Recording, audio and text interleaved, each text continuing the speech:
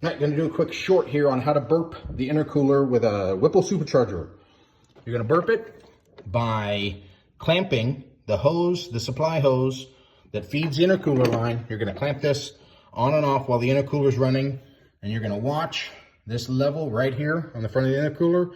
As it starts to dip down, you're going to release. And you're just going to keep cycling that over and over again until you no longer hear noise coming from down below. And that's how you do it. Full video in my channel. If you guys want to go into a little more detail in the channel, grab the full video from the channel. Thanks.